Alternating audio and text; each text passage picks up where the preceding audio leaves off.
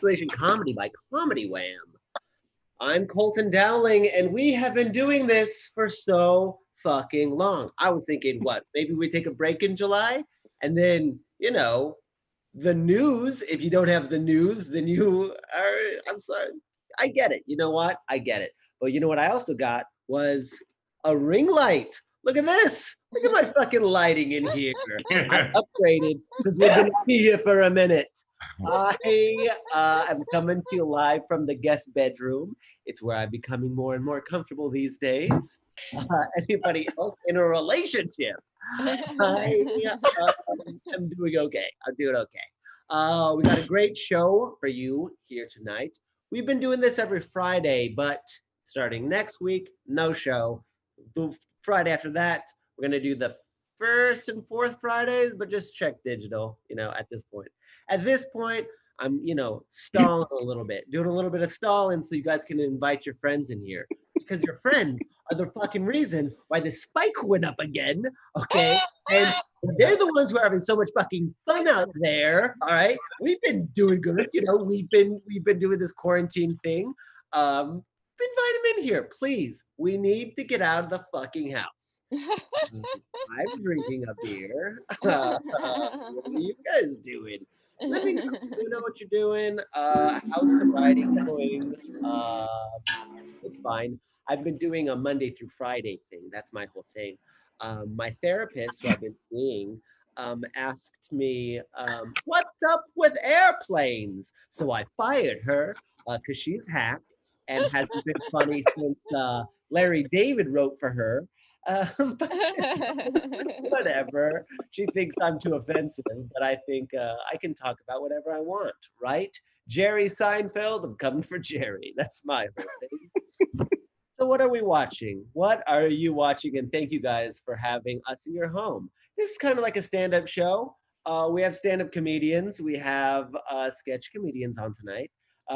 But don't feel pressure, Normally, if you're at a stand-up show, I'd be like, shut the fuck up. Anyone who talks, I will make fun of you and what you're wearing, and you all will go to hell. But no, you know what? Take off your pants. That's a week one quarantine joke. Remember those? Who's wearing pants? That's a throwback joke from 3 months ago. Hop in this chat. Make a lot of noise in this chat. I don't know, that it's a little bit delayed. Chat. Subscribe. Tell your friends. What are they doing in here? Hop in there. And just enjoy. Pull up the chair. It's gonna be a good show. We have a wonderful show for you tonight. I'm not gonna be like, how much did you pay to get here? Because I know you paid nothing. No pressure at all. I am so fucking broke. If you're broke too, don't worry about it. Just enjoy yourself. You need this break as much as I do. I know you do. And if you're rich as fuck, prove it. Prove it, you selfish fucking asshole. You ain't so rich. Or are you? I don't know. If you're so rich, you can message me money in the form of Venmo, and you can message anybody. But say what? You have $5? Throw it in the PayPal. You know what? It goes to everybody. Comedy Wham doesn't keep a damn penny because we thought we were only going to be doing this for a month. That's why. If you know any sponsors, let us know. We have been, I think we have had 5,000 different comedians on at this point, and that is a record. Another thing is that we have been voted best Zoom show you can possibly see. So thank you. We have been voted. It is a thing that exists, I promise. Now you guys know all the details, okay? And I stalled long enough for you to get your fucking friends in here and your kids out, okay? This next comedian, all right, I need you to make some noise in your own house so that your neighbors go, what's going on? And you're like, a comedy show. Go to isolationcomedyshow.com. It's hilarious. Give it up for a person who's from Tucson, who runs an all-female showcase called Cunts Being Cunts, talking about cunts, which provides a platform for empowerment for women. Give it up for Mo Urban.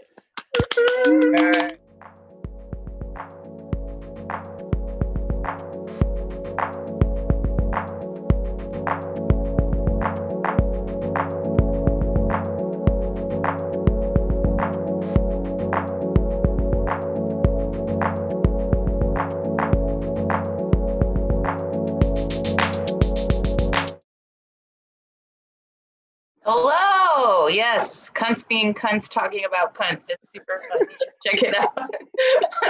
Oh my gosh. Yeah, I'm in Arizona where we're like super progressive. I don't mean to brag. We have Surprise, Arizona, actually, and that's a real name. But they have a funeral home called Surprise Funeral Home, which is pretty cool. I mean, I imagine it's like, surprise, I made your friend look like Jay Leno. I don't know. It's super weird. I was actually gonna tell you some dick jokes, but they're too short, so I won't waste my time with that.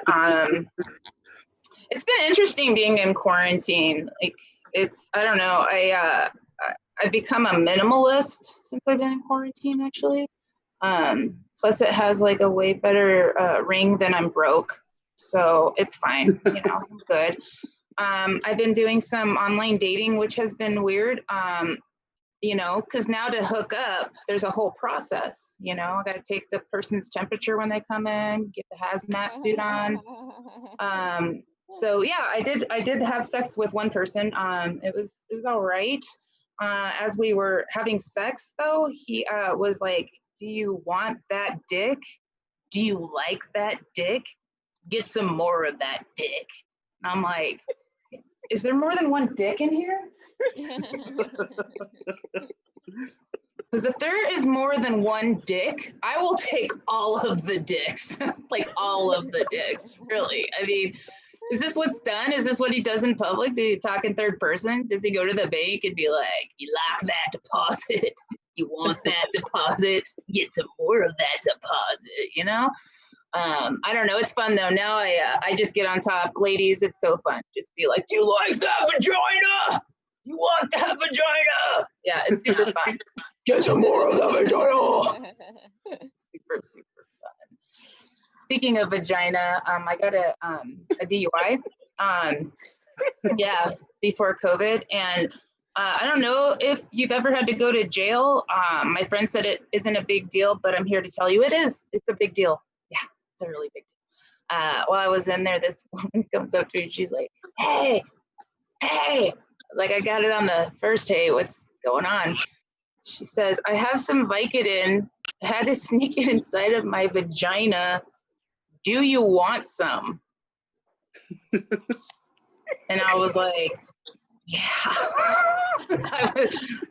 I would really love some of your Vicodin. That sounds amazing, you know? It's like a Pez dispenser. You know, it's really good. It's the best way to take Vicodin, yeah. I don't know. I've had to get really creative. I've actually really upped my masturbation game while I've been isolating. You know, I really have like getting super creative. I noticed though that like I like my sex like I like my ice cream, like super vanilla. It's fine. And what actually, I don't know what you all think about when you masturbate. I don't need to know really. But what I love, what really helps me, what really turns me on is thinking about like times that I receive validation. God, it's so hot, you know? It's like, Bo, that's a great question. I'm like, you can totally pull off a onesie. Oh, Jesus Christ. You're nothing like your mother. Oh my God. I hope you have that visual for the rest of the evening, by the way. That's what I do. You're welcome. I'm actually the best I've ever had, to be honest. One of the guys that I met on the dating app, he said, you must have daddy issues. And I was like, yeah, if by saying daddy issues, that means you're not being accountable to minimize the impact on me, then hello, daddy. That's always fun.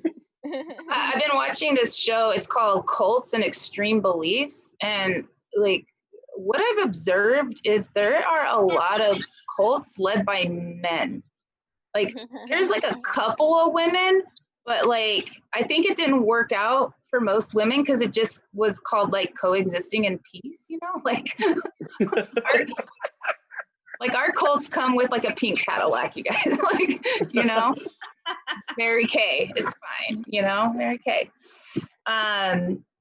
Yeah, and also the guy I was talking to, he was like, to go back to that, he said, well, I'm a nice guy. Well, that's all I needed. Thank you. I'm a nice guy. Sold. Let's fucking do this.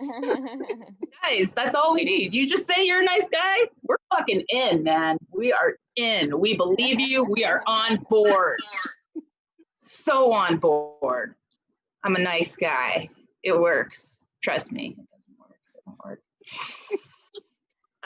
When I was drinking, I had a threesome. I don't know if you've ever had a threesome. Any threesomes out there? Yeah. Ooh, yeah.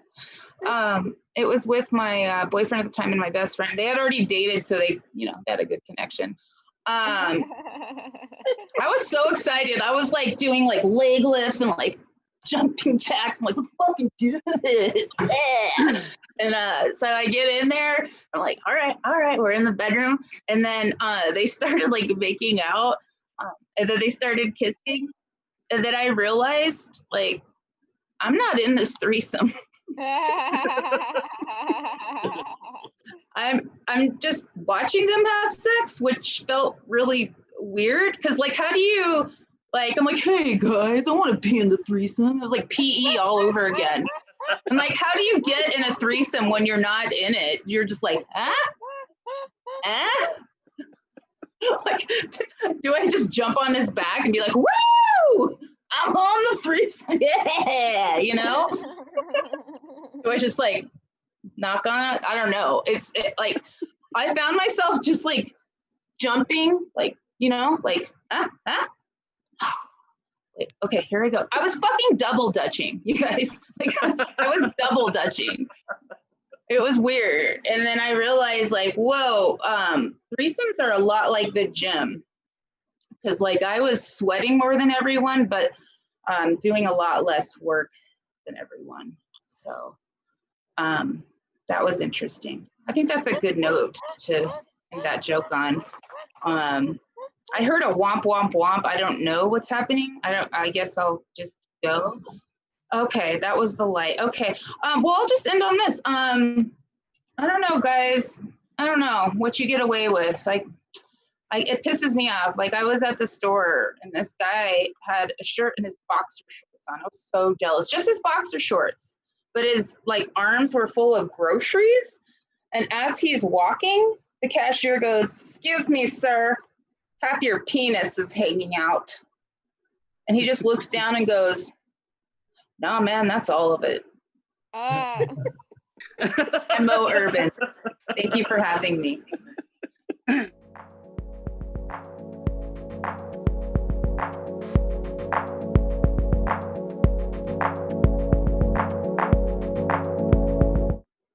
Mo Urban. Yeah. Cool. Don't have a small dick around her or she will make fun of it. That's the I picked up. So, threesomes, by the way, are a lot easier when everyone's a dude. And they're just hop in, you just link up. I don't know. I felt like somebody had to teach somebody that. I don't have to do that. How about I just bring up the next comedian like my fucking job tells you? How about that? And I will. Urban. If you're just tuning in, this is Isolation Comedy Show. Thank you for being here. We have a wonderful show coming up. Tell your friends about it. Get online. Hop in there. Do the chat. Thank you for being here. Now, this next comedian is all the way from Los Angeles, allegedly host of a weekly podcast. Yeah, but are you happy? On Twitch. Although since she's doing a character, give it up for Vincenzo Elementov, a plague specialist. Either way.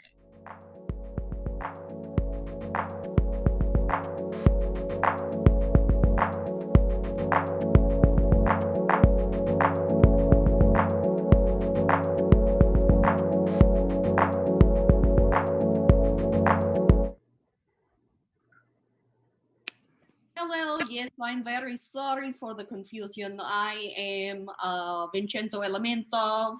I am a plague specialist.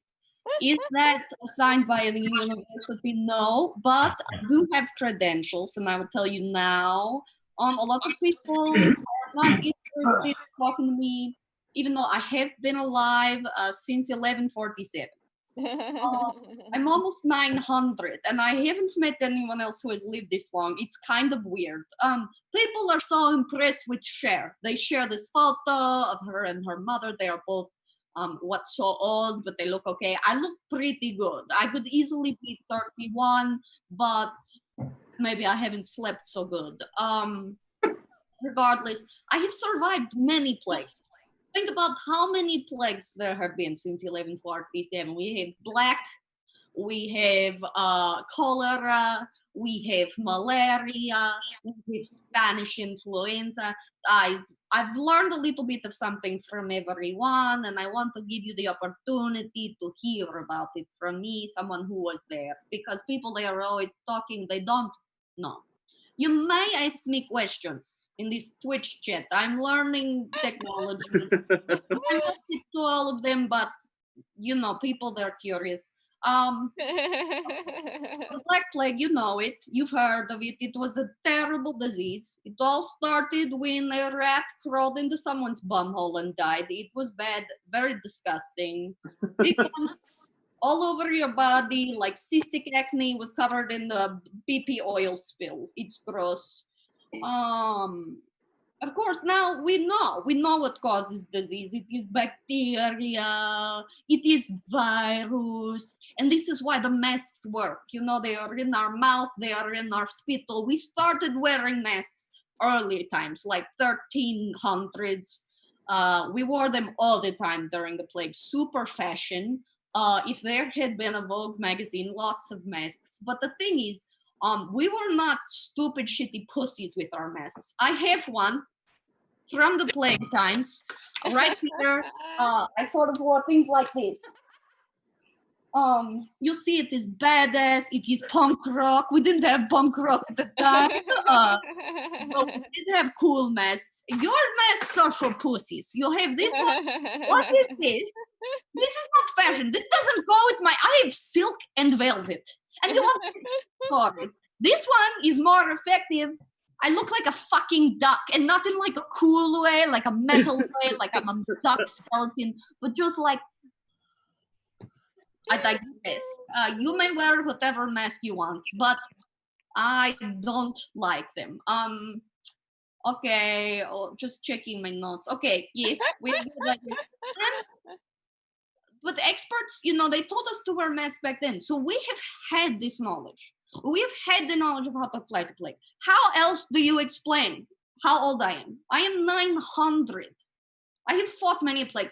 And I just follow all of the news at the time, okay? In the 1400s, we had all sorts of ideas. For instance, did you know God will punish you if you wear fabrics made of more than one type of textile? Have you considered it? Is polyester 100%? But it is not some sort of fabric alloy or something like that, okay? It is what we do not know. The coronavirus is in punishment from the devil for wearing there's all sorts of knowledge I have gained. For instance, like if you don't have a thermometer, I know that the grocery stores are sold out. You can taste your urine. That is something.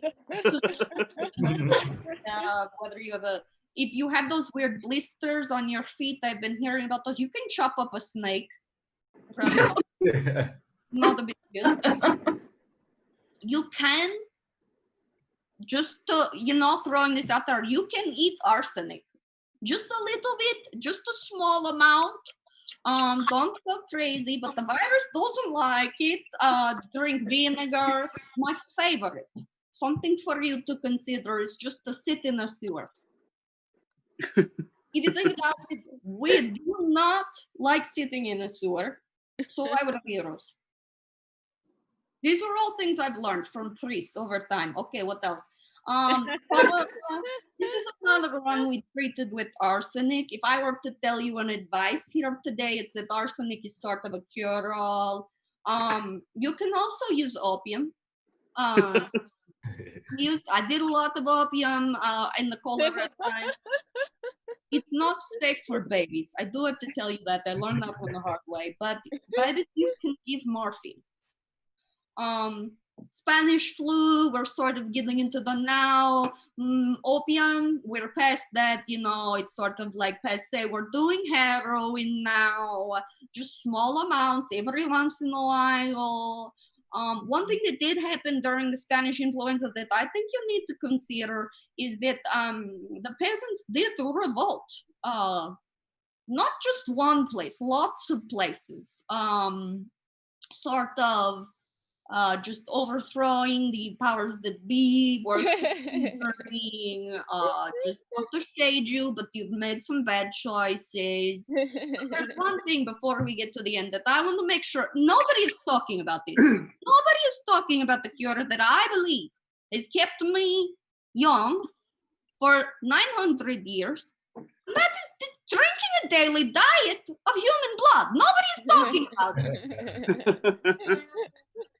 It's not a big deal. You wake up, you have your morning coffee, you have a glass of red wine, and then you look someone in the eye. You have to do that step. I've learned it's important. And then you say, I'm going to feast on you. And then you do it. And then doctors, they hear me say this, and they say, I believe you might be having a bipolar type 1 manic episode. And I say, no, I am 900 years old, and my balls are in perfect shape, so I'm doing something right. And then I look them deep in the eye, and I say, I'm hungry. This is all of my advice. I'd like to thank you for giving me a platform. In Twitch, I will be here if you'd like to ask about, my libido or anything and how I keep that healthy. Okay, thank you.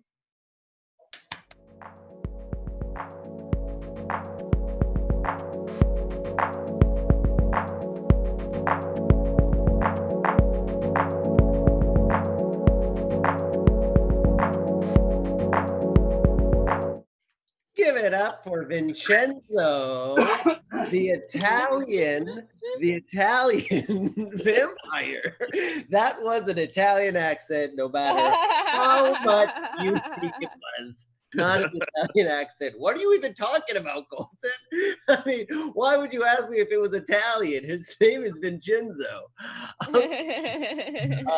Welcome to Isolation Comedy Show. If you're just tuning in, thank you for being here. And tell your friends. Get them in here. We're all tired of being in our houses, and they're just fucking us out there. Go have that fun.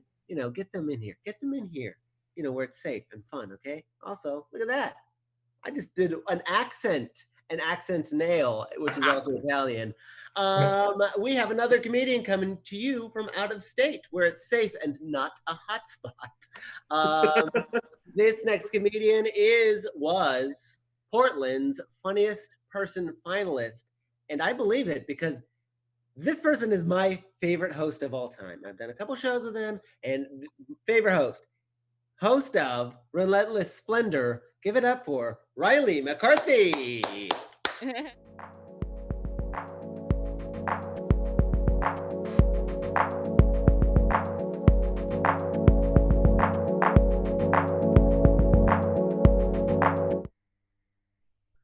Hello, everyone. Hello. Welcome to Portland. I'm Riley. I'm going to be telling you a couple stories today from pre-quarantine. I'm not going to tell you any quarantine stories because in quarantine, nothing is happening to me and everything is the same every day. I'm going to take you in the Wayback Machine, tell you a little bit about my life.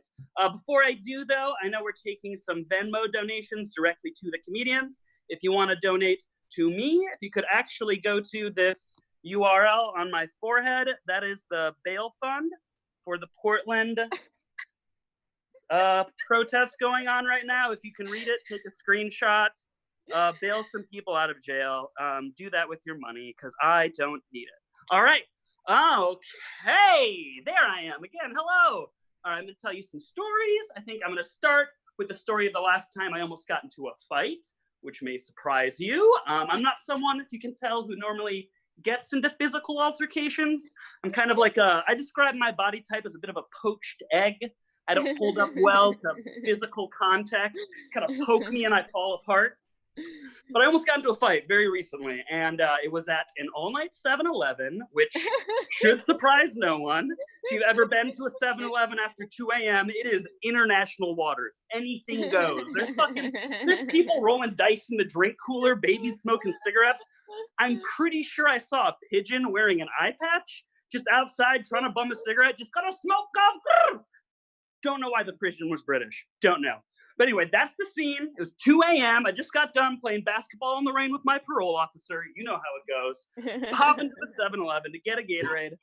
And I get in line and there's a red lace in front of me. And I start to, I should probably, for people who don't know what a red lace is, this is a little education corner. A red lace, in skinhead Nazi culture, a red lace is, these fucking bigoted idiots show their rank in their organization by the color of their shoelaces.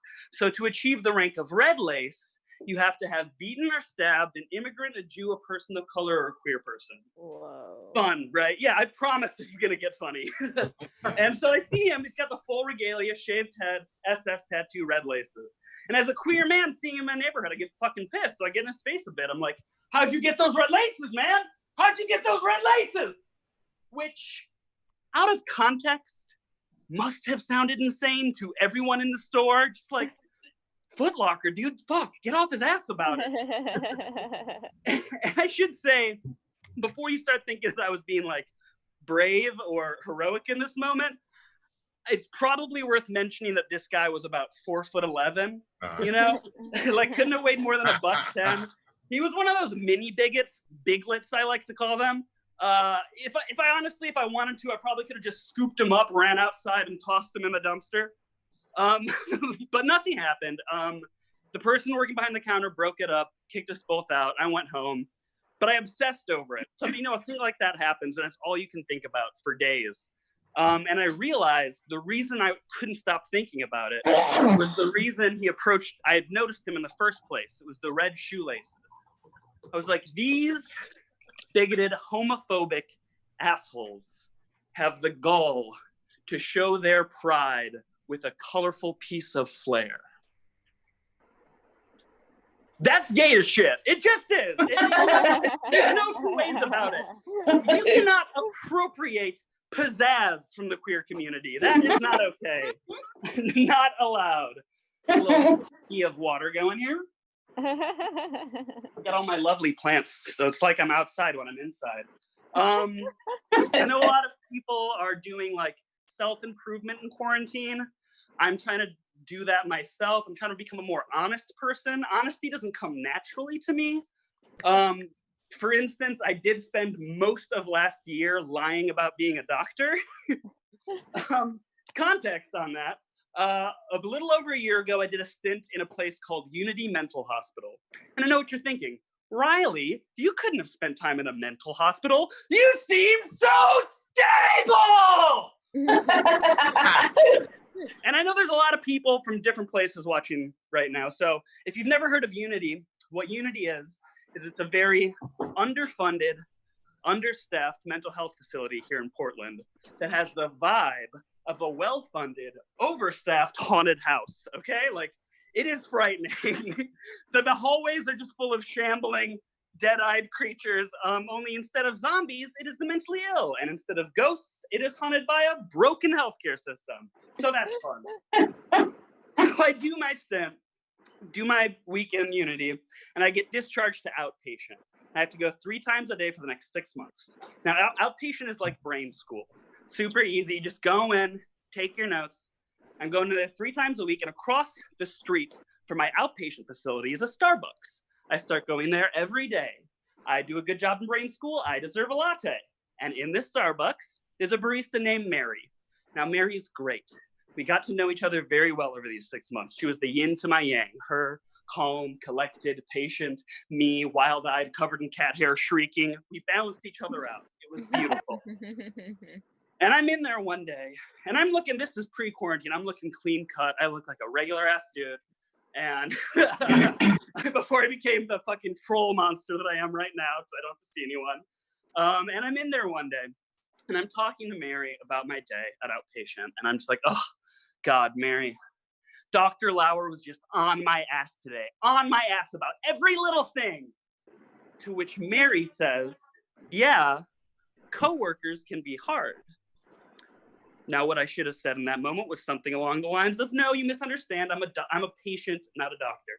What I did say in that moment was something along the lines of, yeah, being a doctor's nuts. I had to lie. It was the quickest I'd ever gotten a promotion. I went from prisoner to warden in 3 seconds. It was amazing.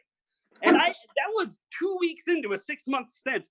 I kept the lie going. It got elaborate. I started carrying a clipboard. I wore a turtleneck. I don't know if those are things actual doctors have, but I learned to be a doctor the way Trump learned to be a president, just imitating what I saw on TV in the 90s. It works. And this keeps going, and a thing starts to happen. When you tell a lie for long enough, you start to believe your own lie. It's a process called pseudologic mythomania. How do I know that's what it's called? Because I'm a fucking doctor. I am. Confidence is all it takes. And I'm in there one day, and it's going great, or I think it's going great because I'm mentally ill. And I'm talking to Mary about the pros and cons of treating substance use disorder with naltrexone, a topic that as a doctor, I had just Googled. And I'm talking to Mary when in through the front door of the Starbucks walks my actual doctor, Henry Lauer. I know what you're thinking. Riley, you're fucking busted. Hell no. I think quick. I turn to Mary and I'm like, be cool. That's one of my patients. He thinks he's a fucking doctor. All right, that's all for me, you guys. Mwah. Love you all. Stay safe. Stay beautiful. Donate to the...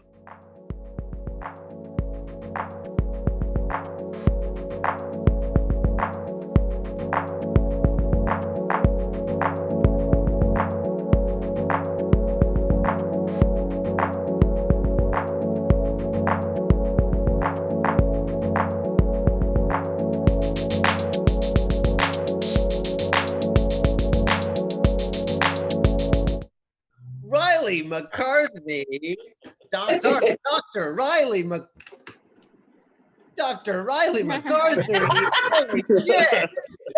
Yeah. It's like if Post Malone had helpful face tattoos, right? Love that shit. All right. If you're just tuning in, thank you for being here. If you're still here, thank you for being here. And tell your friends, tell your fucking friends. And if you like this, PayPal, unless you're poor, then just enjoy the break, take a break off. Unless you're rich and you work in tech, because I know you're in Austin, chill out some art dollars. You know what? That would be cool.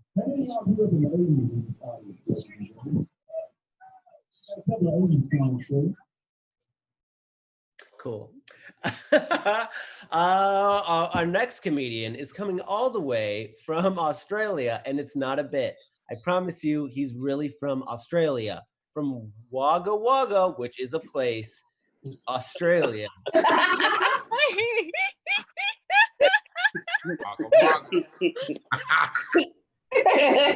This is not a bit. Fuck, now it sounds like a bit. I promise you it's not a bit. This guy's really from Australia. He's been in the Melbourne International Comedy Festival Gala. Give it up for Dane Simpson.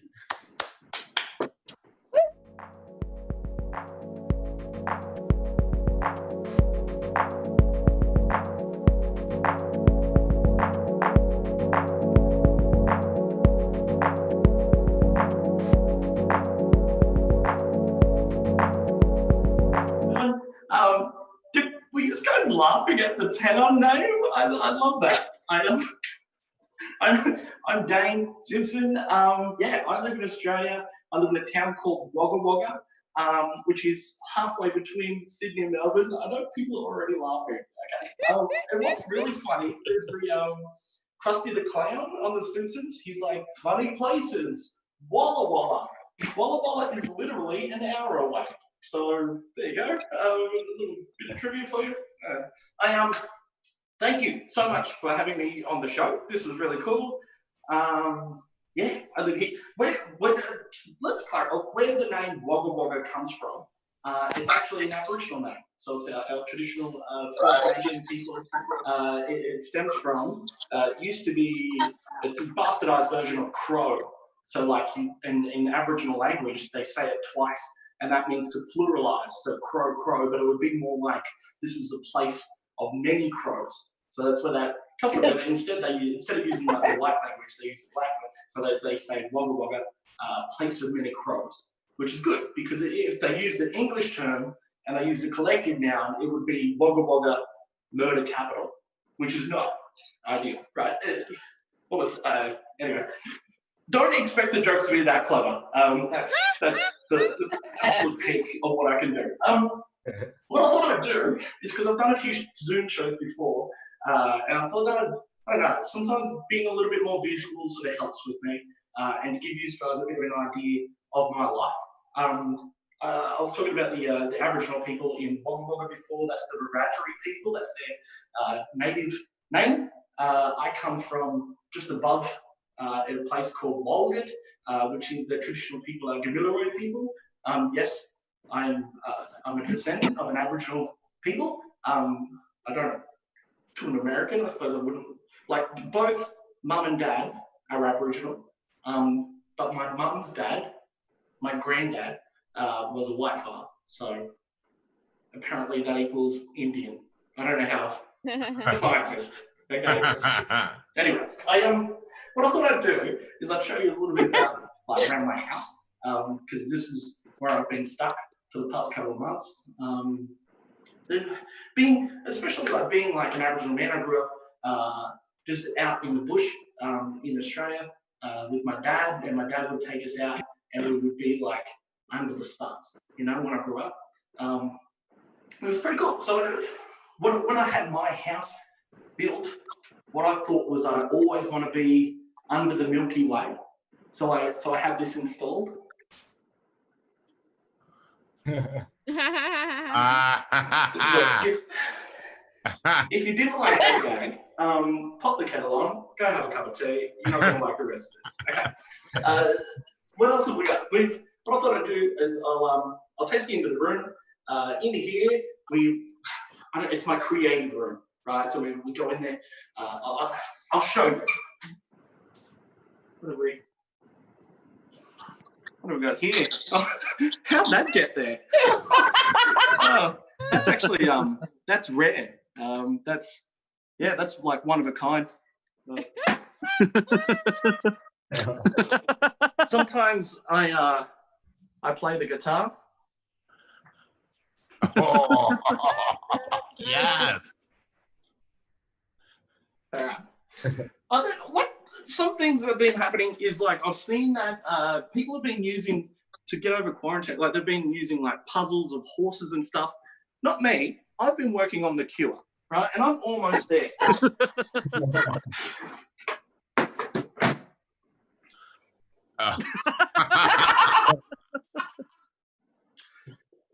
Yes, I'm old. All right, moving on.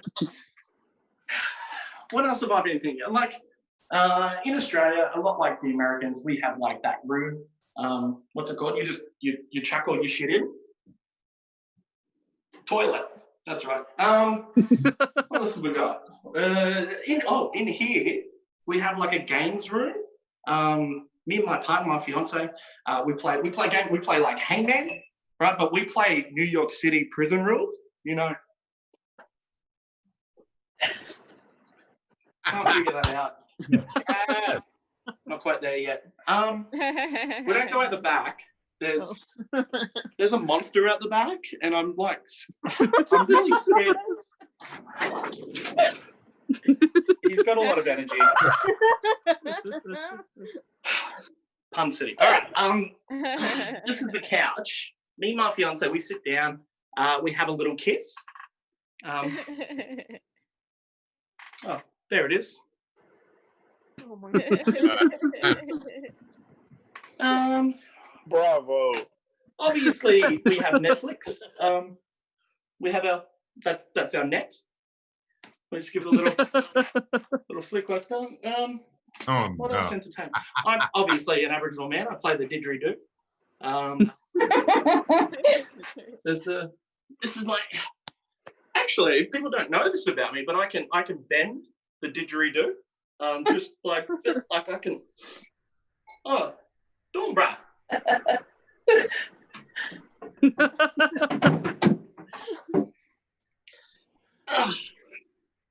Yeah, so I can. But well, I might as well finish this up. I'll play a little bit of didgeridoo for you guys. Yay. Have it? I don't know if you have seen Michael Jackson on the ditch before. That's that there. That's bad. That's Thriller. Quick gag. Yeah, what I thought this is. I thought I'd just play a little bit for you. It's just to wrap this up. You absolute legends. Thank you so much for having me.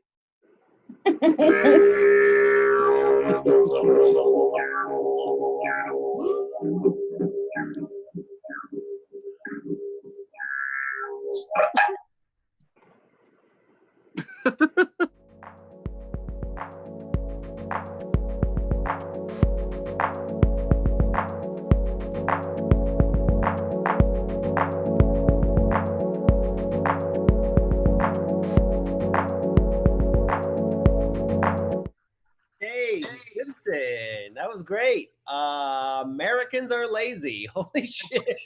None of my jokes are new. This man wrote a fucking joke about his house and then he memorized it and found a camera person. I love it. Wow.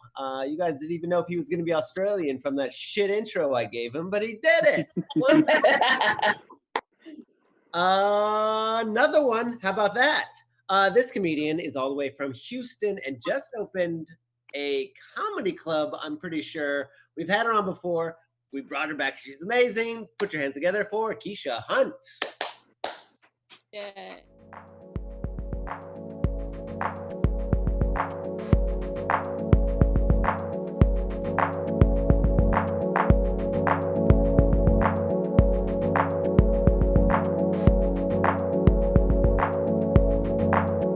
I don't like doing these Zoom comedy shows. Back up some, cameraman, please. Let the people see my whole outfit. Because I'm this big during COVID. I don't understand. I think I shrunk a little wearing the face mask because I couldn't breathe in enough oxygen to grow. So I'm just stuck. I don't understand. I thought there was a God. I've been praying. I was like, Lord, please take away the COVID and the things that we need so we can go out and tell the people funny stuff. I don't this no more. I don't know what happened. What's up, Eli? Get out of my frame. You know, this ain't comedy karaoke, motherfucker. Back up, yeah. All this hell, man. I'm sweating in between places. I grew a dick. I did. It came in on my body on purpose. That's what happened. Yeah, I grew a penis. Because during COVID, I had to figure out something to do to be different. And due to stem cell research progressing so rapidly, now I can get men and women pregnant. And be a deadbeat. I've been that all my life. I've been wanting to be a deadbeat dad all my life. I wanted some kids not to claim, you know, just to kick to the side, just not so I could pay child support. I do pay child support. So I don't have to be a deadbeat dad. I'm a deadbeat mom. I'm not a deadbeat mom. Damn, this COVID got me fucked up. Okay, so this is why. Okay, it's showtime. I'm actually at another show too.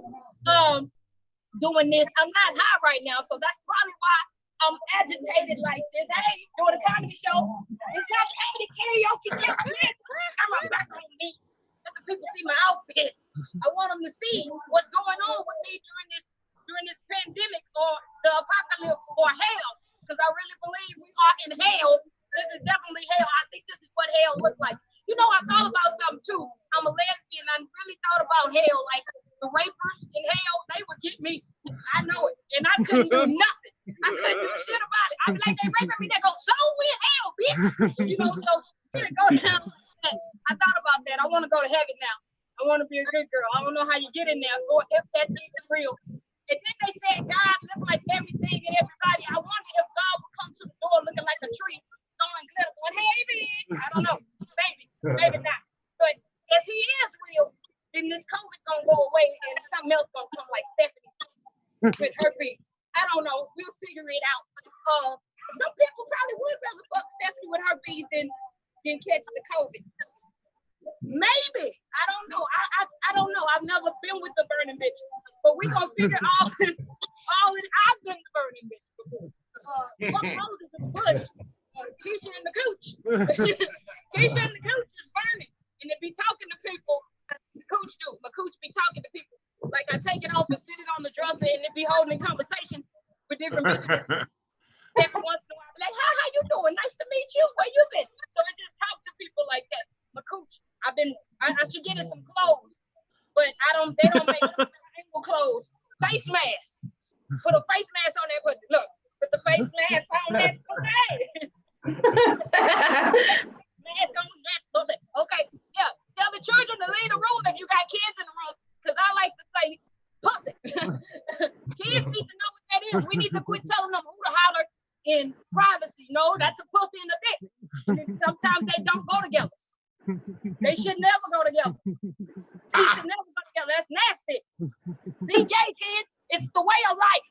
Okay, don't be straight because you will die. So listen, everything is a fact. That's what happens with straight people. They be dying and shit. Now from the COVID, it's another thing. You know what? People ain't even scared of AIDS no more. They go, "Oh, you got AIDS? Well, come on in." But that COVID needs to stay outside, okay? Like they don't give a fuck about AIDS no more. It's time to go.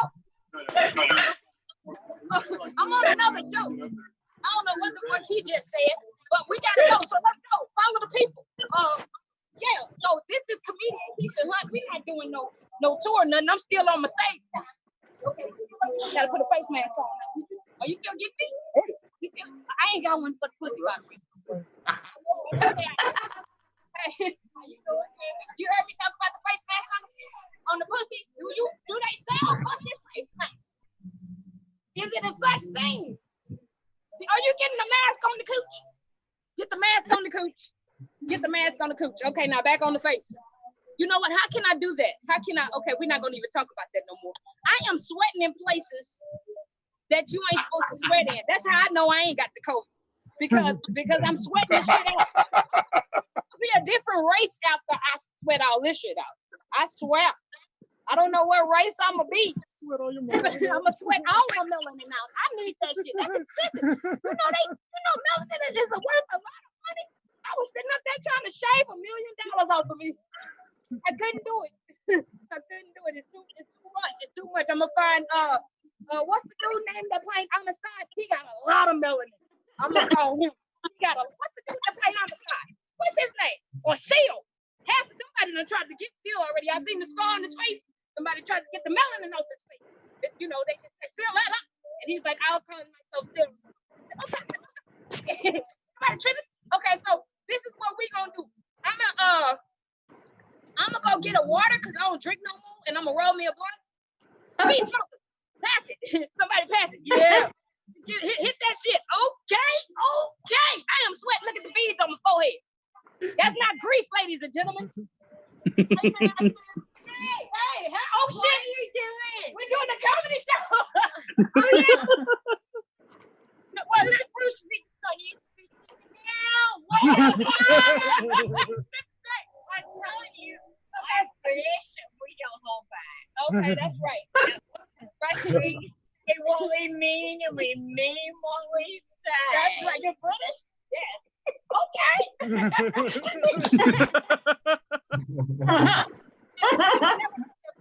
Oh my God. I've never heard mean what you're doing and doing what you say. No, it's mean what you say and say what you mean. Say what you're doing and mean what you say. That's doing. Okay. Say what you mean. Say it and mean it and say it. I don't know what you say. The British people are looking at you. Oh, we are.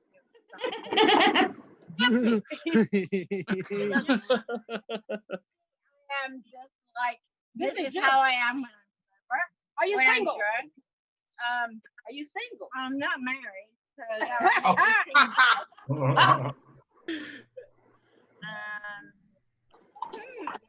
Did you like it?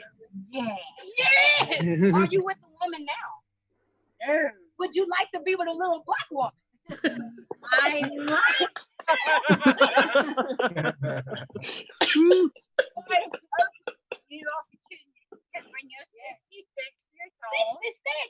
Pick up sticks. All right. And 60 years old. Okay. I don't care. Okay. How I am. All right. Okay. What you see is what the fuck you get. What you see, what you see is is what the fuck you get. Remix. What's your name, ma'am? Jane. Thank you, Miss Jane. Plain Jane. Plain Jane. You killed 45 people, didn't you, in Arizona? Plain Jane, they've been looking for you for years. .com. I've never heard somebody over 60 say .com after something. .com. It is what the fuck it is. .com. .com. I'm fucking wasted.com. Hey man, I'm coming. Is my time up? Oh, Yeah. bye.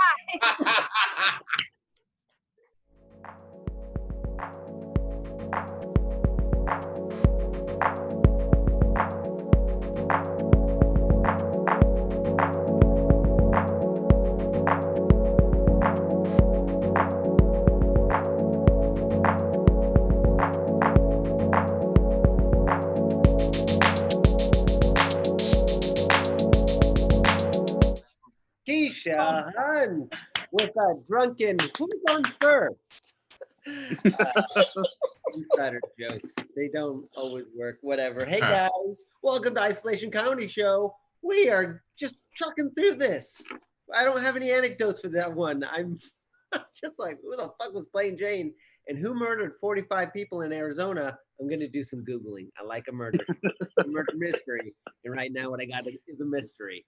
How about we keep the show rolling? I was actually lost, to be honest. I was just in that situation. So, oh yes. Ooh, you guys are in for a treat. This next guest is from West Hollywood, so you know he's gay.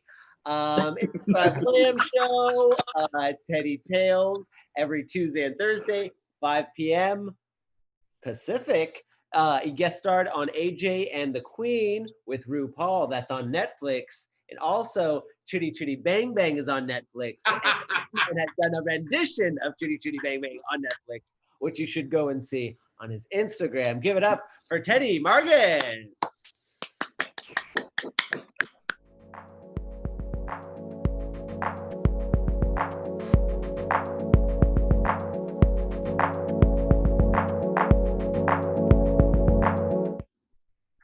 Yay! It's Teddy Margus. Colton, you outed me. I was going to go under the radar. I didn't want anyone to know that I was gay. But Colton said he's gay. And I can't stop looking at Keisha. Oh my God, you know what I want? I want a cooch mask. I need a cooch mask. They should make cooch masks. I'm telling you, hello. I couldn't stop. I was like, oh my God, this is fantastic. Who's that woman? What's happening? Any hooch. Let me tell you my story. I was going to say that this laptop makes me sound gay, but I don't have to because Colton said he's gay. You know, my sister had 4 kids, 3 boys and a girl. And all I ever wanted to be my whole life from a kid was a fairy godmother. So I thought, she's got kids, I can be the godmother, right? First kid comes along, I don't get to baptize. Second kid comes along, I don't get to baptize. So when she was pregnant with her third, because she's the breeder, I started to get a complex and thought, hey, just so you know, I'd like to be the fairy godmother to this kid. And she was like, oh, it's an honor to be the uncle, clee clock clue. And I thought, why doesn't she want me to be the... Is her husband homophobic? I think I got some homophobic vibes from him. So I said, wait a minute, is your husband homophobic? She said, oh, no, not at all. But it's just that, well, I didn't get to baptize the third one. Harumph. But I went to the christening like Maleficent, bitch. Yes, I did. I had horns on my head, a scepter. I even had a raven on my finger. And I walked up to that bassinet. And I said, I too shall bestow a gift among the young one. And I put a spell on that baby that he should grow up to be a homosexual. Well, then I spent a long time seeing if my spell worked. Okay, I changed his diaper one time and there was glitter in the diaper. No glitter in the house, but it showed up in the diaper. Just saying. A couple years later, my sister calls me up and says, do you know what your nephew wants for his birthday? I don't understand. He wants an easy bake oven and a disco ball. I said, gay. She said, I don't understand the correlation. I said, he wants to cook the Special K before he goes to the club. Gay. He loved Lady Gaga. He loved the Wicked soundtrack. It just got gayer and gayer. And I said, I'm going to have this conversation with my sister that her son is gay. So I didn't know how to bring it up. I wanted to be very gentle. I sat her down. I said, hey, I think he's gay. Well, she said, he can't be gay, Teddy. He's too young to be gay. He's just creative. He's worldly. Anyhow, lo and behold, I am thrilled right now to announce this to the universe. My sister called me up earlier this month and said, guess what? You're not gonna believe what happened. I said, what? She said, I don't want to say his name because, you know, his name's Theo. Theo came out to me and my husband. I said, what? Theo came out as gay? What did his father say? She said he thinks it would be a good idea if he came and spent the summer with you because you would be a good gay role model. Oh, my spell worked, bitches. My spell worked. I don't even know how powerful I am. I'm so excited. My nephew is gonna come out and stay with me in West Hollywood. I will walk up and down Santa Monica Boulevard with him on my arm, and people would be like, is Teddy rich? They don't have to know the truth. So any hoochie mama, we were having a good time. I thought I was trying to be a good gay role model. We were going to go to the protest. We went to the protest and like clockwork, out of the woodwork, I'm going to tell you what happened. I'm the type of person, okay, anything goes. Whatever you do is your business. Just don't harm anybody. Clee, clock, clue, a beep, bop, boo. I may or may not have some friends who may or may not like them a little bit younger. I don't say anything. You be you. You do what you do. Don't harm anybody. Just be you. Well, at the protest, out of the woodwork, these old queens were coming to me like a zombie. Like, Teddy, who's this? I said, back the fuck off.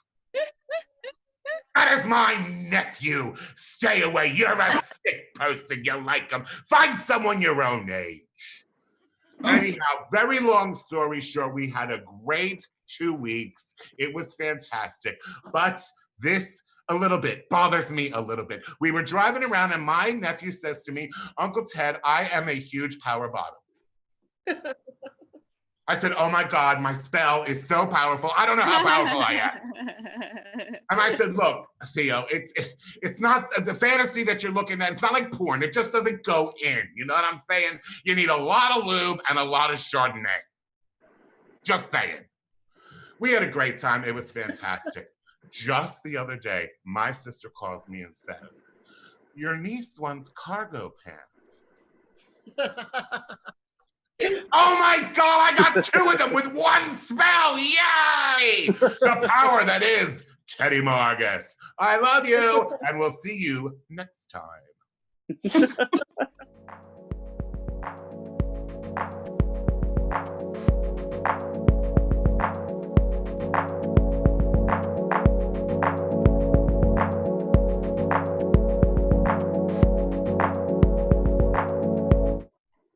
Teddy Margus. What an uncle that is. My aunt one time went and asked me, she goes, you should tell your dad that George Thorogood was bisexual. And I did. My dad didn't like it so much, and it came out when I was 25. Hey guys, welcome to the show. This is Isolation Comedy Show. I don't know what his reaction was. I think he said, your aunt's a liar. And I was like, oh, don't I know it? I'm the host, everybody. My name is Colton Dowling. Just tuning in. What I do is a little bit of opening up. I just open up and I share a little bit about me every time a comedian comes on. You know what? You can share a little bit about you by attaching a message you have to money and then sending whatever you want to whatever comedian. You know why we'll read it? It's attached to money. It's amazing. You can tell me the most awful things about my father and I'll read them. And they'll all be true. Also, I think my dad started watching this. Hi, Dad. Colorado. I hear it's raining. That's most of our conversations. Hey, how about another comedian? This next comedian is from San Antonio, and that's in Texas. I actually recently said that that was the capital of Texas because I'm an idiot. And I actually live in Austin, which is the capital, but nobody knows that. And I just want to let you know I grew up in Europe. So there's more things about me that I need to tell you. How about this next comedian? No and more anecdotes, I promise. This next comedian was a semifinalist in the funniest comedian in Texas. Give it up for Chris Gruyon.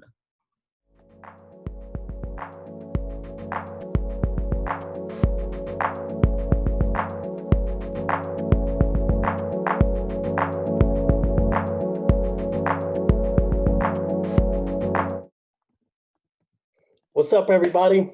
Like Colton said, my name is Chris Grulon, by way of San Antonio, but I come from New York City originally. Give it up for everybody that's been out, man. This is great. I love it. I've done a couple of these Zoom shows. This is by far one of the best. So we had Vincenzo talking about all the plagues and everything that's hit the world. She missed one that I wanted to talk about. It hit in the 80s. It affected Hispanic dads. Mostly, it was called responsibility. And when the responsibility plague hit, it left my street looking like Chernobyl, just women and children playing in the street. It was terrible. So now that we have this quarantine extended for however long, I got some gripes about it. I agree with the quarantine, but what I didn't agree with was becoming my son's math teacher, PE teacher, and lunch lady all in one. We were doing his homework, and he said, "Can you help me?" And when I looked at the problem, I sent him out of the room so that I can think about it. Really, I was Googling the answer. He's in 4th grade, and I was trying to Google the answer so that when he came back, I looked smarter than I really am. And when he got his grades, I was upset because the teacher said, "Good job, Aiden." That's my son's name. But she forgot to mention me. I was a little hurt about that. I felt like I deserved a gold star too. With all these things going on, all the turmoil, all the riots, all the issues, I wanted to bring up a story that happened to me about racism. I used to work in a bar, and there was one night that a customer left his wallet on the counter, and he came running back, and he looked at me, grabbed his wallet, and said, "I didn't want to leave my wallet around you because you're Mexican." And I was offended by it because I wasn't gonna steal the wallet because I was Mexican. I was gonna steal the wallet because I'm from the hood and we teach lessons. You don't leave your wallet laying around. It would have been a lesson for him. He would have never forgotten it. So during this quarantine, my wife and I, we've been bonding a lot more, and we've been talking about things, nostalgic things like holding hands with our first crush, our first kiss. And the next question was, I wonder how they're doing. Now with Facebook, you can find out. So she Facebooked her first kiss, and he's a fucking war veteran with Purple Hearts, has been to Iraq and Afghanistan. And then we look up mine. Mine's a toothless meth head that's in love with Michael Jackson and can't wait until the court gives back her kid. And when I say in love with Michael Jackson, she has 868 pictures of Michael Jackson. I don't think Michael Jackson had 868 pictures of one kid. Kind of threw me for a loop. The thing is that my wife is Hispanic, so when I found out that my first kiss was a meth head, I knew she was going to use it in an argument. You know, the men that I've been with are war heroes. The women you've been with, they've gone down different paths. I just tell her that because they're with me, once I leave them, they turn disastrous. But I've been married now 11 years, and I feel like being married to a Hispanic woman should come like dog years. Like for every year, it should be 3. Because let's be real, do I look like a guy who's been married 12 years or 36? I had a full head of hair when we started, I promise you. She does things to me like, I feel like being with a Hispanic woman is like having a volcano in your backyard, right? You see it every day, you think to yourself, that's beautiful. But any moment, you know that bitch can erupt. And my volcano erupts a lot. She does things to me that I know are gonna mess with me. Like I'll ask her a question and she'll give me the answer, but it'll be at a time that it will make me dwell on it. Like the other night I asked her, am I the biggest guy she's ever been with? And her response was, yes. I have never been with a guy over 200 pounds. Now, she then went to sleep, leaving me to think that now I have to stay eating and not get under 200 pounds because then I won't be the biggest guy she's ever been with. And it fucked me up. I've been playing this game where I feel like comparing 2020 with things. Like what if 2020 were a van, it would be a windowless van with a pedophile driving it. He'll promise to take you to the spot that you're going, but when you get into the van, you realize it's gonna be a fucking nightmare. I also say that 2020 is, if 2020 was a clock, it would be like Flavor Flav's clock, the one hanging around his neck, because it has fought the power. It has been in a house where people are fighting for his love and ultimately just wants to return to normal and hang up in the kitchen or the living room. He's seen too much.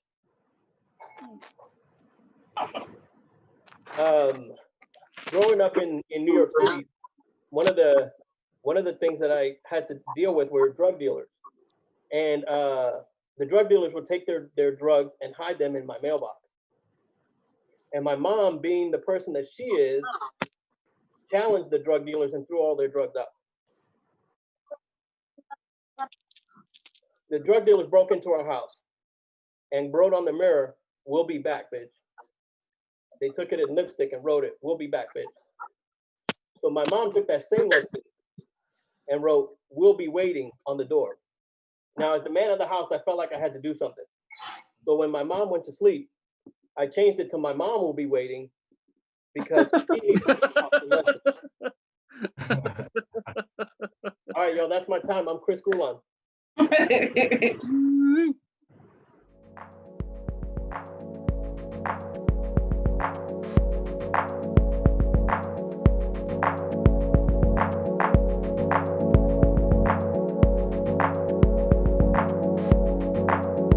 Chris Grulon, everybody. Look at, I got myself a hat.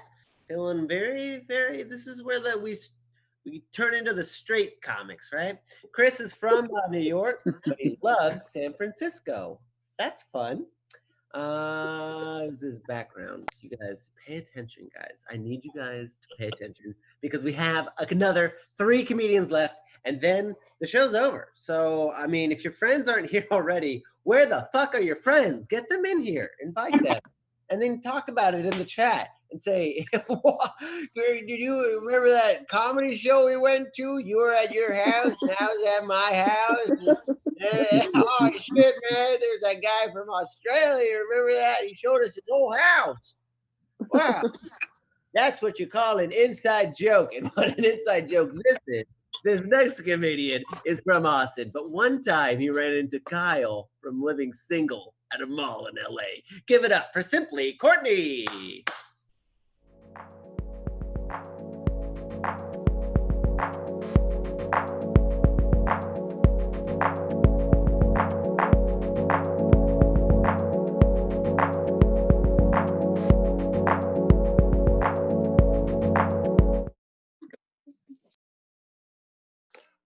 What's up, man? How y'all doing? This is Simply Courtney. I guess off bat, let's just address something real quick. My name is Simply Courtney, and that's weird for a lot of people. Having a name Courtney is strange for a lot of people, especially my Uber passengers. It's difficult. At 3 o'clock in the morning, you see that your driver's arrived, and you're like, "Oh, Courtney's here to pick me up." Then you open the door, and it's me going, "Hey, what's up? How you doing?" Nobody's ready for that. Nobody's ready for that. And then to make matters worse, now we're doing it during this whole pandemic thing. And so I'm wearing a mask. So I have to think about taking my mask off to prove that I am Courtney. Then I forget that I don't look like a Courtney to begin with. So it's been hard doing Uber, man. Let's see. I wrote my own I wrote a little set list. I took my daughter's dry erase board, and for some reason I just wrote Black Lives Matter over and over on it. For some reason, I don't know. I've weaponized Black Lives Matter on social media as of late. For some reason, I think it's just fun to just like have a normal post, and then at the last second just drop Black Lives Matter in, just to piss off the what remaining racists I still have in my friends group. It's good for me. I don't give a shit who it makes mad anymore. I think the shit is hilarious. Yeah, man. Oh, I can't wait for the NBA to come back. I miss watching LeBron James dunk on people for Black Lives Matter. So, you know, it's just do that shit, man. Do it. I think you need to do it. I've been doing a few of these Zoom shows, and it's weird, man. Like the meetings and the shows are all strange because I have what's known as a bad internet reception or connection. I don't know what that shit is, but whatever it is, it has me looking like an old man whenever I'm trying to get on a damn show. You know, everything goes away. Like I've learned that when you click this stupid thing out, like you get frozen, and like I'm talking, but my mouth isn't moving. Y'all see that? Ain't that some weird shit? Right, it looks frozen. It's kind of strange. It's like I'm doing ventriloquism or something like that. Like my mouth is not moving, yet my face is still there. And then I come back, and all of a sudden it's just, hey man. So anyway, what the hell is going on? Y'all see me? Am I coming in clear? Am I coming in clear? You know, so that's what people have been dealing with me in these damn meetings. I recently got deputized to register people to vote, which is lit. Also, I have no idea what the hell I signed up for. I just thought, hey, this looks fun. Let's do this. And I really still don't know what I'm doing. I'm just telling people to vote. I think I watched a little bit too much of Puff Daddy's 90s, I think it was late 90s, early 2000s Vote or Die campaign. And that shit is just in my mind now. I'm just like, yo, you voting for Texans, by the way, Monday. starts early voting period. That is June 29th. So make sure you guys get out there and vote or die. Black Lives Matters. Anyways, just see, I'm getting friend requests, dude. Is anybody getting a lot of random ass friend requests from people? I posted some political stuff and I went viral for the wrong thing. I had posted some shit about hold on real quick. My daughter's walking outside. I'm doing comedy for these white people. Okay, you can come watch if you want. There's white people, man. They got good connections. I ain't got a good connection. Yeah, white people, they like black people telling jokes. You should say Black Lives Matter if you want to. Like, you should just dip your head in and say Black Lives Matter on the camera. Say it. It's going to piss a lot of them off. Do it. Black Lives Matter. See what I'm saying? Raise them up, man. Train them up in the way they need to go, baby. Thank you, honey. Not just white. Black Lives Matter. She talking heavy shit. See, I was just saying. Black Lives Matter. Why don't you get on camera and say that shit? They getting killed every freaking day. They matter. She talking that shit. All right, I want y'all to know. I stand by everything that she just said. All right. So, all right. I've been getting like a lot of these requests from people that like, I guess they think that I'm some kind of semi-political activist or something like that on Facebook. Baby, I'm not. You about to see some shit in a little bit that you're not gonna like. You looking for me to be woke? I'm not woke. I'm the farthest away from being woke. I'm sorry for the people that are about to jump in on my Facebook shit. They think it's gonna be a lot of, pro whatever the hell it is. It ain't. It's just gonna be me. If I get bored, I'll just say some random shit. Every now and then I post dance videos. I'm not that good at dancing, but that's what I do. This is how I'm keeping myself busy. Let me get back on my little thing real quick, because I got off getting my daughter to say Black Lives Matter. You could have closed the door. Shit. Fuck wrong. Close the door. All right. Oh shit, there you go, internet. Internet arguments, man. Have any of you people seen these internet arguments that have been breaking out all over Facebook and Twitter and shit? That shit is funny. I think there's one little thing that I wish I could impart on you people is whoever can leave the conversation first wins. So say whatever you got to say and then leave. I see people all the time going, I'm going to bed. Good night. Bye. And then 5 comments later, they come back. And I'm like, what the fuck? Go to sleep. You won. Yo, you'd be like, LeBron James is better than Michael Jordan. Bye. And never fucking come back. I don't give a shit if it's dumb. Say whatever the hell you want and just leave and never come back.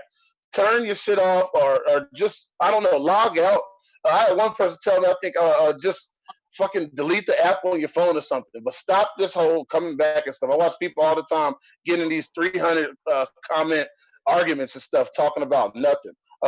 It's stupid. If anything, you want to do something, just hit Black Lives Matter. They'll end the conversation. Or it might start another one. Let's see. What else we got? I lost my place. Okay, got one. I tried to go to the protest. We did have protests going on here in Austin. Shout out to everybody that's still out there getting it in on the streets. Yo, I learned really quickly, I am not physically fit enough to be in these long-range protests. We marched. We did a 2-mile march. Yo, I made it 3 blocks. They had us chanting. That was the thing. We're in a mask. We're chanting, and we're trying to be on beat. I don't know if y'all ever did a black people protest before. It's different than the white people ones because y'all can just be like, hey, just go. You don't have to go. You do it with black people, it's like, hey, everybody got to go. If you don't like black people, then you can't touch our afro. It's a little shit like that. And I don't know. I'm lost for it. Out of shape though, I couldn't do it. I think that's generally all I want to do. I'll shout out my daughter one more time. That's my little girl Simone. I'm getting ready to comb her hair. Y'all pray for me because I really don't know what the fuck I'm doing, but she loves me enough to let me do it. And so, Black Dads Matter. Shout out to any black dudes watching this. I know ain't no black people watching this. That was fucking racist.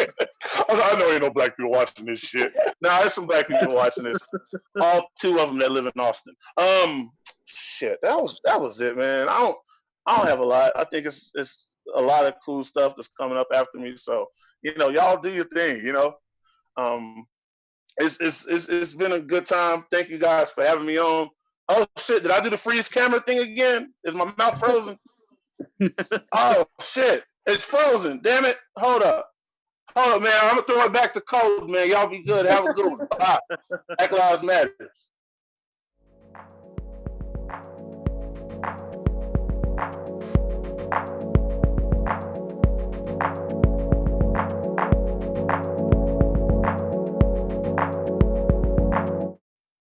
Simply Courtney. Oh my God.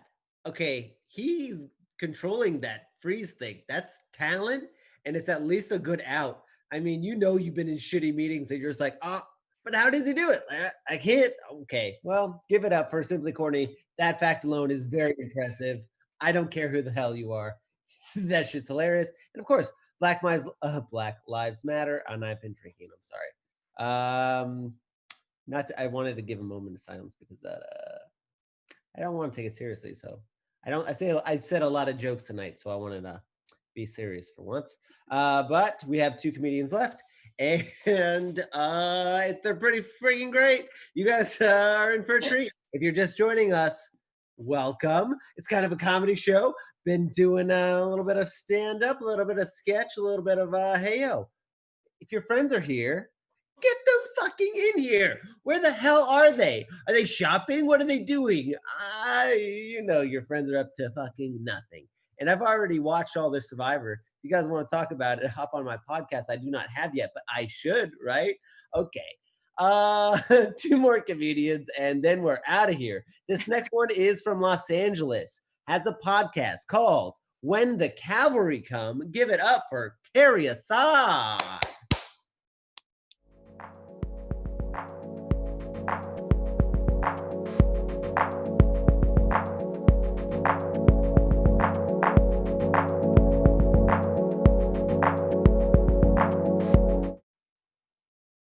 Hello. I love that time in the show when the host is like, please, for the love of God, let us finish, you freaking whores.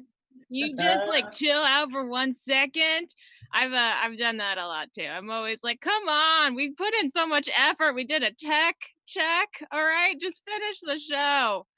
Yeah, okay. I'm going to share my PowerPoint because it helps me focus. So I think it's start share. We should have tested this. Oh no. Okay.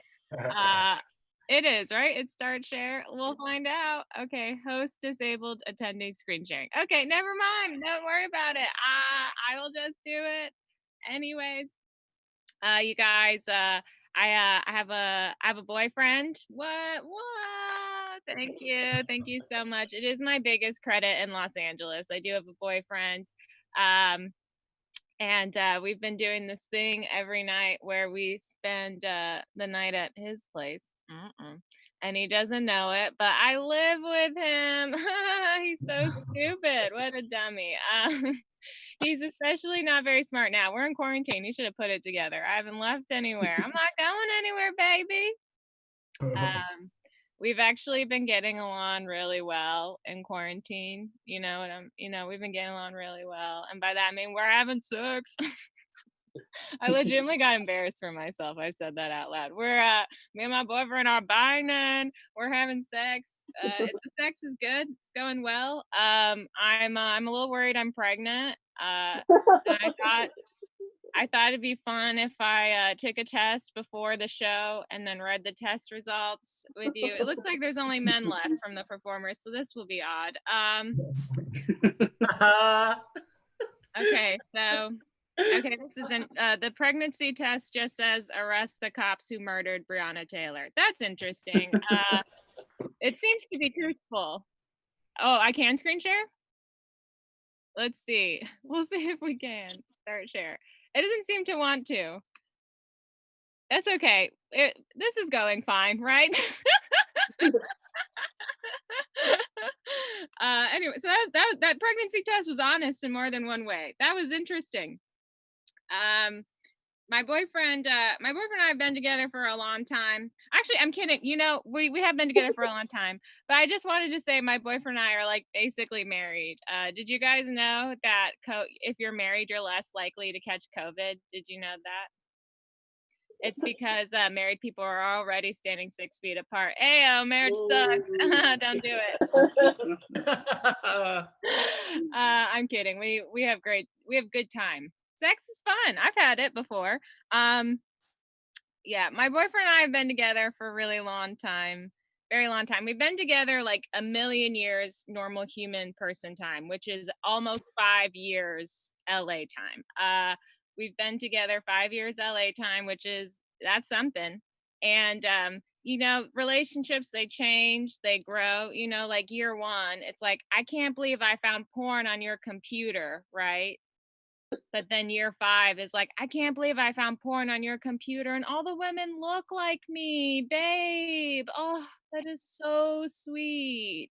He like even Googled refugee looking chicks. I'm like, oh, that's so kind. Malala, stop. I'm kidding. He Googled someone of age. It wasn't Malala. That was bad. Don't listen to me. That was a joke. He Googles of age people. He's gonna hate me. Okay. He just texted me to shut the fuck up. All right, perfect. My boyfriend's Jewish, so he needs an extra large mask. And he's always like, hey babe, you know what they say, extra large mask, extra large. I was like, extra large medical bill. You have a deviated septum. Okay. Can you hear me? Okay. I was calling to him. So yeah, okay. Have you guys done the DARE program? Anyone here do the DARE program? Yes, no? Do they have it in Australia, the DARE program? No. The DARE program is a waste of time. The DARE program is hilarious. What the DARE program is it's cops going into schools telling kids to stay away from the bad seeds. It's like, I think we need a program like that for cops. Am I right? It's also hysterical because they're always like, hey kids, okay, when you grow up, you're gonna go to a party, all right? And somebody at this party is gonna make you do coke.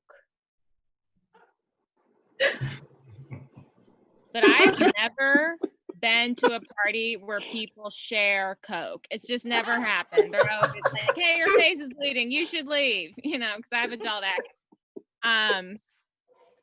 It's fun. It's a good time. Before I dated my boyfriend, I was dating other people, and I went on a date with a conventionally hot. My boyfriend's very hot. I just want to put it out there. It makes it sound like I don't think he's hot. He's very hot. But I went on a date with an actor, okay, a very conventionally hot person, very boring, okay. And I was trying to get to know him. I was like, so do you do charity work or anything? And he was like, yeah, I'm doing it right now. Messed up. Messed up. So I hope he's dead wherever he is. I'm kidding. He's booked like 3 commercials. The place is hell. Don't come. Don't visit. It's not worth it. I was on a date with a different guy. It was the same guy from the joke before, you guys. And he was trying to convince me I was crazy and that I had daddy issues. And I was like, excuse me, okay? Excuse me. I do not have daddy issues, all right? My only issue is that you're not as hot as my dad. You guys, is anyone following Victor Assad on Facebook? VICTOR. If I could screen share, I'd show you a picture and I would like a yes that you think he's hot as well. VICTOR, ASSAD, Assad like the dictator. And he's beautiful. My dad's hot. I know he's hot because I was at a party. I was showing people a picture of my mom and dad, as you do. And people were like, oh my God, your dad is so hot. Oh my God, your dad is smoking. Oh my God, your dad looks like Dennis Quaid. Yeah. And then they were, yes, he found it. Wait, scroll to his headshot. I'll send it to you. Okay. Show them when you come back. Oh, wow. Show the rest of them. They were like, this is a joke. The point is that my mom my mom's Mexican. She's very jealous. At least that's what we tell the police report. And at shows, they go to shows, and I always call my dad the most fuckable Assad. And she always gets upset. She's like, "Don't call him fuckable, all right?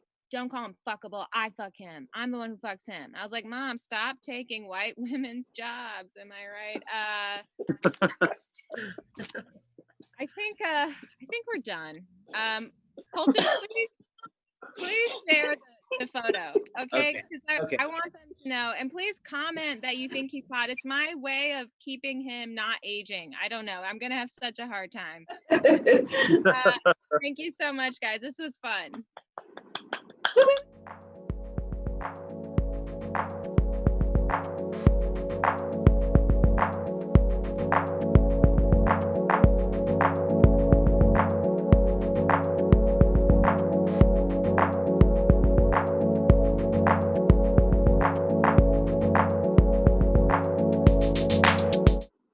Harry Assad's dad is so hot. Okay. I was on Facebook and I was looking. I was like, do I have a big cat? And I do. She goes, Dennis Quaid. I go, oh my God. And that's when you saw they're set. Look at this man. Look at this man. Yeah. And he's in love. Look at it. Look at her. You could, yeah. Aw.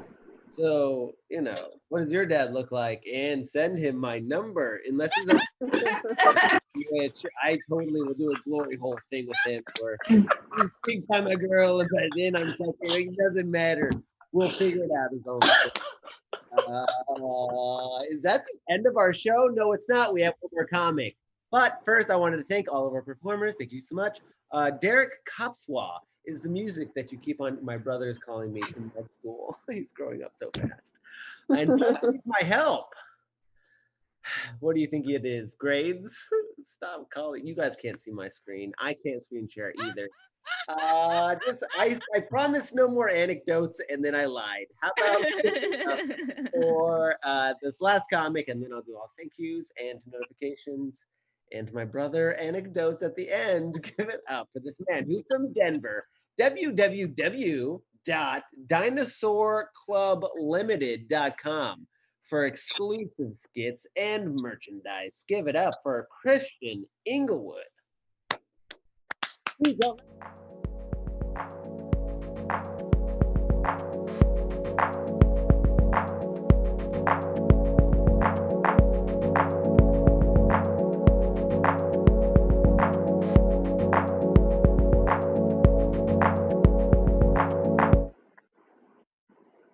Hey, what's up, everybody? What's up? It's your boy Chris Inglewood coming out of Denver. I'm at the bar. You know, I got my nigga Evelyn over here. You know what I'm saying? He whipping up cocktails. Shit, you know what I'm saying? He hate his job. Look at him. He's like, man, as soon as I finish art school and my cocaine addiction, I'm out of here. Not gonna happen, Evelyn. You stuck, bro. When you hit that quadruple Hennessy, you know what I mean? When you get the regular. Oh, he already got it for me. Okay, that's what's up. That's what's up. Good to see everybody tonight. Excuse me, Chris Inglewood. I'm out of Denver. What do I want to talk about? I guess I'll talk about something pre-quarantine so I don't depress everybody. First of all, I do remember the DARE program, and I appreciated it because it taught me how to join gangs and do drugs. And I would have never got that knowledge if the police had never came to the school and showed us how to do that stuff. I love their program, you know. But let's see here. That's right. Yeah, let's talk about pre-quarantine. I went to an art gallery, and let me tell you, it smelled like shit. You know what I mean? It smelled so bad. The F was silent, but the farts were not. You know. That's stupid. That's dumb. That's a quarantine joke. It was a real art gallery. I did fart in the art gallery, but it was a legit art gallery, you know. But it was cool. It was some dope art in there. I turned to my girlfriend because I'm like, damn, you know what I mean? I wonder how much that costs. And we look at it, we see it's $3,500. Jokingly, I'm like, looks like we better go to the bank. And she's like, ha ha. And then out of nowhere, this motherfucker gonna turn around. And before I tell you what he says, I'm gonna describe him to you. Okay. Nigga definitely looked like he was a dubstep DJ, a retired dubstep DJ, or possibly somebody that worked at a head shop or something like that. You know, out of shape than a motherfucker. He had one of them sideways hats, kind of like, you remember the dude from the Everest College commercials who used to tell you wasn't shit, go to college, Everest College? He had a hat like that. You know, he didn't look like he belonged in an art gallery. And he for sure didn't look like any type of salesman. But this motherfucker turned around talking about, I know 3,500 can be kind of tight, but it's an investment that you should think about. And like, we was like, what? I was taken aback. Like, hold up, what? You are selling this art here? You? I was like, yeah, man. 3,500. I wish I could do his voice because he sounded like he had coronavirus. He sounded like Patient Zero, and he just sounded fucked up. Smelled like ketamine. I don't know if he never did ketamine, but he smelled like it was crazy. I was like, wow, so this motherfucker's selling art. Okay. I was like, yeah, I don't know if I can do, 3,500. You feel me? I don't even know if I can. It's an investment, man. You gotta look. It's actually a collab piece with Fernard Fresh and Shop. And I'm like, I don't know who the fuck that is. Like, what are you telling me? Another artist? I don't even know who this artist is. I don't know either artist. Why would I buy? I don't. He's steady trying to hit me on the 3,500, and I'm like, bro, I don't think I have 3,500 cents in the bank, let alone $3,500. You know what I mean? But so I did want some art though, because it was a dope little spot. You feel me? Everyone know what I'm talking. He was there too. Like, I fucking hated that dude. Another double shift, Phil? Really? That's how good that was. I'm thinking about. But yeah, I'm telling him like, hey man, can I get how much are the prints? You know what I mean? Like I could probably do a print, you know what I mean? I can't get the original, but I might could do a print. Cause shit, I figure if I do the print, I'll probably still have 500 left in the bank, 500 cents. You feel me? So he was like, nah, you're gonna want the original, dude.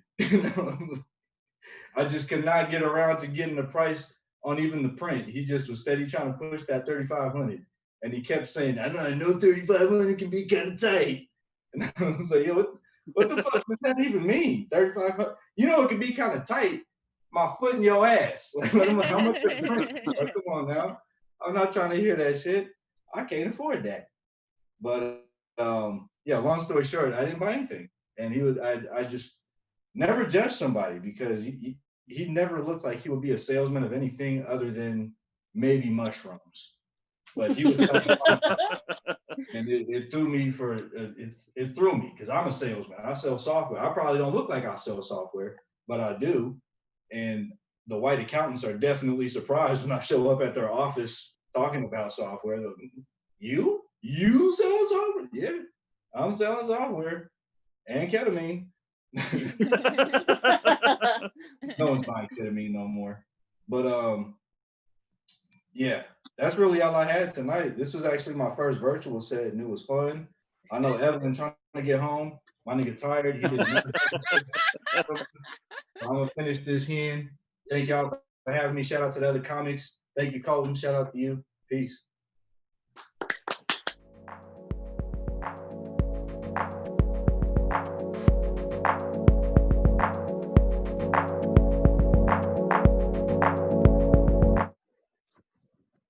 Christian Inglewood and our last comic. We did it, you guys. We've been through this moment together. You invited your friends, like I told you at the beginning, and then you met new friends. Oh my gosh, you guys, nice to meet you. I did a wonderful job and congratulate me, but these comedians did so well too. Okay, give them Venmo money unless you're poor, and thank you for being here, and I am too. Nice to meet you. I want to thank all the performers. Derek Copswell for the music. Thank you, Richard Goodwin. Your technology skills know no bounds. You are my Emmy winner. I hope one day you get to ring your sultry voice. He has a sultry voice. You guys miss it every single week. Give it up for Laura Smith. She's the producer. of the show. Valerie Lopez, the executive producer of the show. It's a big team effort, and literally, I do nothing other than make a fucking ass out of myself in between comics. Hey guys, where do I get some money? Don't give me any money. Give Riley McCarthy's forehead some money, okay? And we put that in the chat, and great.